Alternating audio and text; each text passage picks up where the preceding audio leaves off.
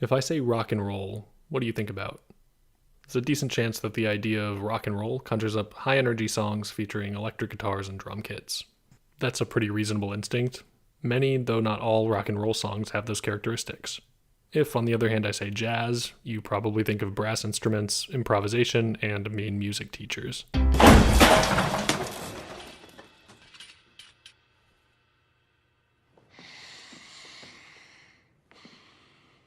Why do you suppose I just hurled a chair at your head, Neiman? Again, reasonable instinct. Brass instruments and improvisation are hallmarks of lots of jazz music. These are huge simplifications of complicated and varied music genres, but they're meant to illustrate a simple point.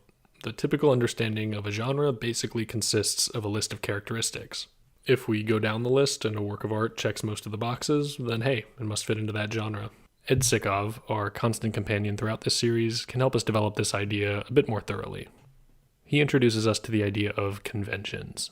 A convention is a widely used and accepted device in an art form, or more broadly, an artistic practice or process or device that is commonly accepted and understood within a given culture. This definition applies to entire art forms. There are certainly conventions that apply not just to particular film genres, but to the medium more broadly. The shot-reverse shot technique is a far-reaching convention, especially in mainstream Hollywood films. Other conventions apply to particular genres. The first-person point-of-view shot, for instance, is a convention of the horror genre.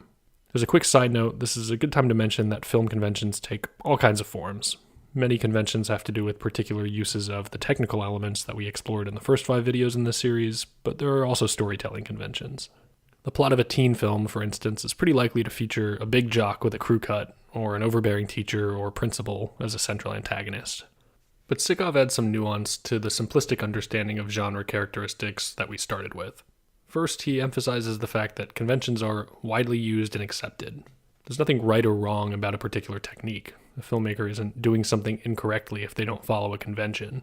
Rather, they're simply breaking away from the accepted, socially constructed standard. Second, he points out that these conventions are understood within a given culture. That is, it's not generally useful to think about universal conventions of monolithic genres or universal conventions of film as an entire medium, though there are some, like the shot-reverse shot convention that we mentioned, that are pretty far-reaching. We certainly can't think of different film traditions as totally isolated from one another, especially in a highly globalized world, but it's still important to be wary of making overly broad claims about universal conventions. Without a doubt, certain conventions arise for primarily artistic reasons. To continue with a previous example, the convention of first-person POV shots in horror films probably became popular because of the psychological effect that it generates in viewers. Perhaps it unsettles them by placing them in the shoes of a killer or a monster. By having the audience look through the eyes of the antagonist, maybe a director forces a viewer to reckon with the idea that voyeurism, or perhaps even sadism, is central to the horror genre itself. That's not a moral judgment of the horror genre. I'm just trying to illustrate that certain conventions arise because of their artistic potency, because of their ability to get at questions central to certain genres. On the other hand, certain conventions probably arise out of convenience. Maybe the heavy use of jump cuts in action films circa 2010 is intended to work towards some artistic end, but there's also a decent chance that they're used to speed up the process of filming a fight scene.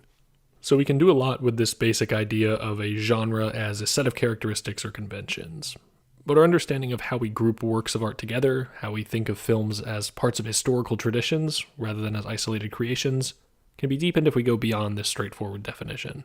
To do this, we'll return to Ed Sikov. Sikov brings in a framework explored by Rick Altman, another film scholar. Altman presents 2 different approaches to understanding genre, a semantic approach and a syntactic approach. Critics who study film genres semantically have concentrated on the similarities of characters, locations, lighting styles, and so on within a given genre. In other words, each genre has a set of relatively fixed meanings. This approach lines up pretty closely with the first definition that we developed. The syntactic approach is a bit more complicated. Syntactically oriented scholars, in contrast, describe genres in terms of variable relationships between structured, ordered elements. Instead of stressing what remains constant within a genre, syntactic critics find a much more fluid and changeable set of films as constituting a consequently more fluid and changeable genre. That's a bit abstract. The example we get from Sikov and Altman and yet another film theorist, Jim Kitces, points out a few tensions central to the Western genre to make this a bit more concrete. A Western is about the West as desert versus the West as garden, and nature versus culture, and the individual versus the community. In other words, a movie is a Western if it addresses some of these central tensions or dilemmas. It need not even be set in the American West to fall into this category. Let's work on an example of our own in order to really develop our understanding of this distinction. I'll give an example of a semantic and a syntactic definition of another genre. Seeing as this video comes out in December, we'll go with Christmas movies.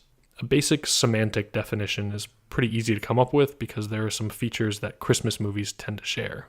They're set around the holidays. They often feature family members returning home, maybe from the big city, as a central plot device. The idea of the Christmas spirit is probably important.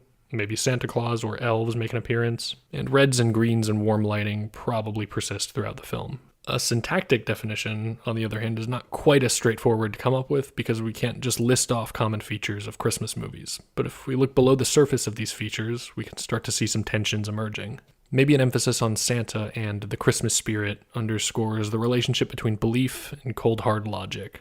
Perhaps we could think of Christmas movies as films that examine the struggle of traditional ideals against a rising tide of unsentimental Scroogeism. Let's also look at this idea of a family member returning home from the big city. This plot device actually reveals some important tensions that lots of Christmas movies deal with.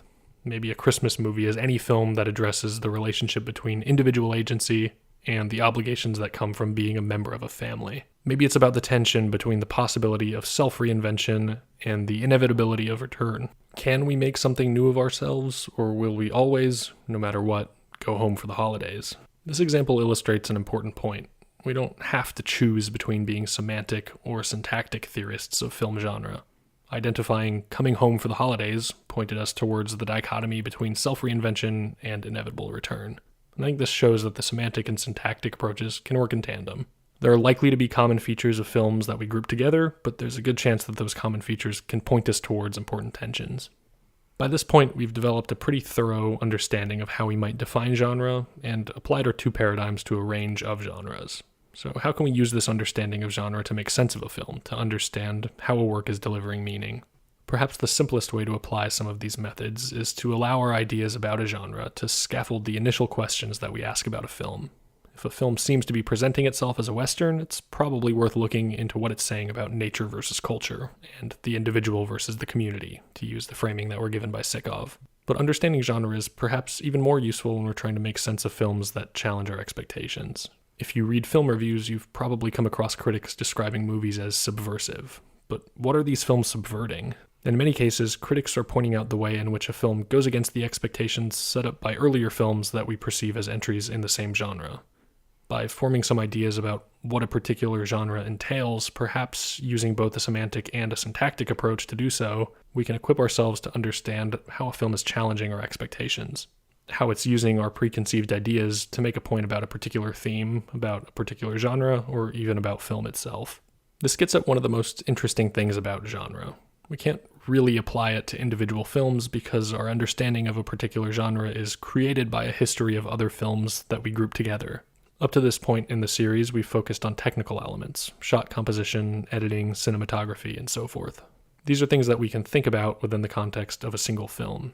Certain techniques are, of course, imbued with meaning when multiple films use them, but we can still think about the emotional resonance, the meaning generated by a technique within a single film.